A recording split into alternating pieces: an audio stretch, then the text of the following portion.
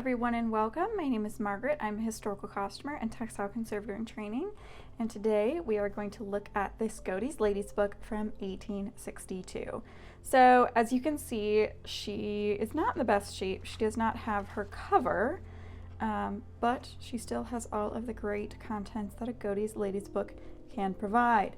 So Godey's Ladies, if you're not familiar, was a magazine that ran from the late 1830s until the 1870s-ish. It was one of the first ladies' fashion magazines that was widely circulated. I believe she was called the Queen of Monthlies for a while. And they include fashion information as well as creative writing and lifestyle content. So the first page of Godey's Ladies is always a decorative print. Prints were sort of the popular art of the 18th and 19th centuries before photographs. So this is just a beautiful print that you could take out and put around your house. Now Godey's Ladies normally has these beautiful fold out fashion plates. This one is for June, so this is the June edition, 1862. These were published in Philadelphia, and this is of course during the Civil War. So very interesting things happening in American history. As you can see, this is a really great fashion plate. Beautiful hand color. I love this jacket. That reminds me a lot of Claire's outfit in the third season of Outlander. That beautiful sort of 18th century inspired jacket. This lady has just like a lot going on with her hairdo. The big silk bow and her beautiful big skirt with the red accents.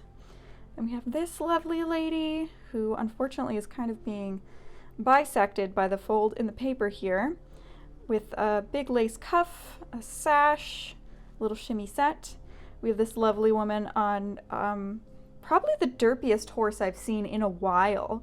This little pony, and then this lady in her full ensemble with hat and shawl. This is a very lovely scene. I love the horse. It's so utterly dorky. That in. We have another print here. This one probably goes along with one of the stories that is in the magazine. And children's fashions for June. I feel like we talk about this every time we do a flip through, but essentially children's fashions are distinctly different in the 19th century, not so much in the 18th century, but they're essentially just shorter versions of dress for adults, but with distinctly sort of plainer styles because they were expected to be playing and doing stuff. Here is a beautiful embroidery pattern and this gorgeous shawl. Like this is me at the office is what this is. I am cold all the time and I work at a museum, which means that it's cold all the time in there. The temperature is not for my comfort, just for the comfort of the objects. So I essentially have large cashmere shawls that I keep around the lab, and I just do that. I look like a weird Victorian ghost, I bet. We have this beautiful ensemble. Is she ringing a doorbell? Oh yeah, she's going to go, okay, so that's from the establishment of G. Brody, Canal Street, New York, from actual articles of costume. So she is going to visit her dressmaker, which is kind of fun. Beautiful lace fichus,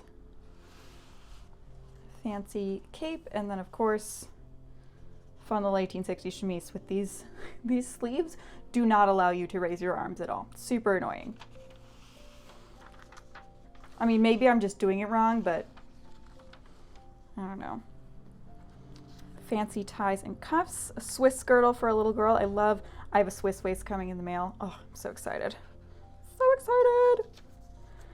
Names for marking.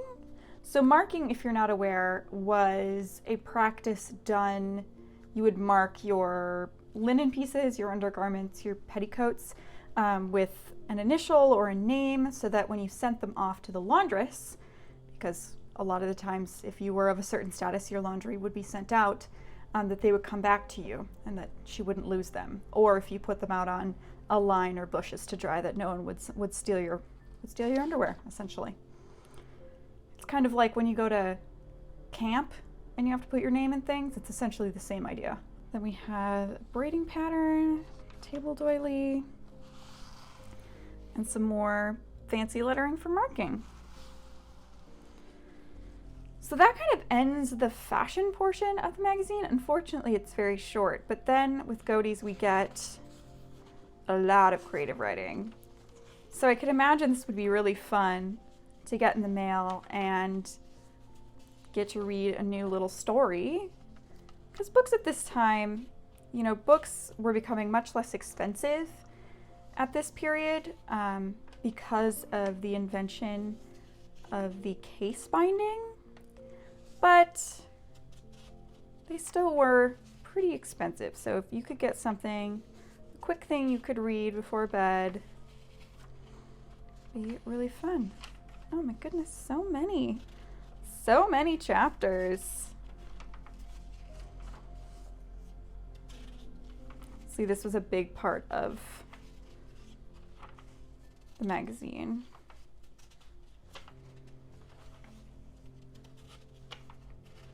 Like a big part. Okay. To more of what I care about, the fashion content. So here we have salt pictures for children. I am not entirely sure what that means. But then we have a novelties for June. So a bed jacket, a Garibaldi shirt. Garibaldi, of course, I believe he was an Italian military personnel at this time. I want to say, it's been a while since I took European history, but I want to say that he helped to unite Italy in the early 1870s. So, and the breakfast cap, more caps, tunics, hats, little yoke apron. I mean, she's such a little cutie. She's got her ball. She's ready to play. The Medici's girdle. So there's some sort of Renaissance medieval inspiration there. So this is a corset of the period. Patterns can be supplied on application to the fashion editor. So you could get this pattern or these patterns. French patterns, French sleeves. New styles for arranging the hair. So hair pieces were widely used throughout the 18th and 19th century. You can imagine just pin those on. Have a good time. Beautiful hair nets, headdresses, Diana hat, interesting braided trimming situation. Crochet, another name for marking. This is fun too, the knitting and crocheting patterns. I do knit and I do crochet, but often it's my activity. I like to call it my brain off activity, so I try to pick things that are simple and don't require a lot of thinking. Knitted garter. And then these beautiful patchwork patterns again. So here we have, since this is a variety magazine, in the back we have receipts, etc., which are recipes. So we have directions for preserving fruit, just different ideas of preparing fruit, to preserve strawberries or raspberries for cream or ices without boiling. Lots of jams and jellies. Management of the hair, eyes, teeth, and other extremities. So they're telling you, so it's a very long section on oral hygiene. And then miscellaneous. We publish another receipt for skeleton or lace sleeves, which is a prettier title kindly furnished by a correspondent.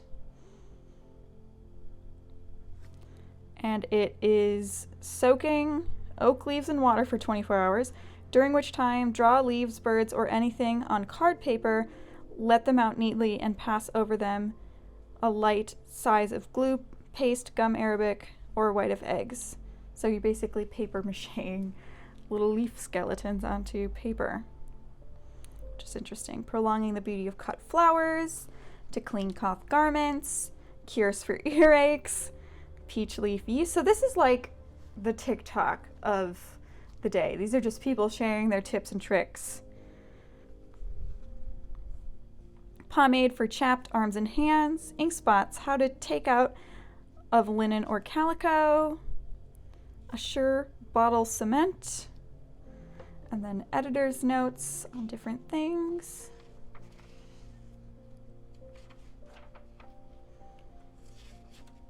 The health department, children and how to guide them, what a child is and is not to do, how to manage a child, very interesting things, literary notices, and then Godey's Armchair, which are letters from the readers, which is always fun to see.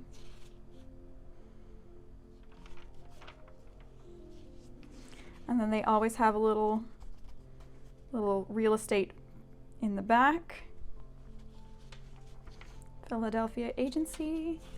And then they always have the description of the fashion plate in back. So if you're ever using Godey's Ladies for primary source research, which is very common, they're very easy to find digitized online. And to be honest with you, they're pretty easy to find copies of these floating around because they were so popular during the era. And sometimes you can find them for very inexpensive. This one was like $5. But they always have the description of the fashion plate and any other sort of fashions in the back of magazines. So remember to look there. Also, Chemistry for the Young is just hilarious to me. Table of contents, of course. And then the back, we are missing the back page, which has the advertisements on it, which we know is one of my favorite part of these magazine flip-throughs. But I hope you enjoyed this little chill video. I do these about once a month because I'm in grad school and I need a little bit of time to make larger videos. So if you would like to follow along with me and all of the projects I'm doing on this channel, you can click the subscribe button down below to get notified when I post. You can hit the like button if you like this video. You can go follow me over on Instagram and TikTok. I have the same handle on both. Or otherwise, you can just have a fantastic day. I'll see you in the next one. Bye!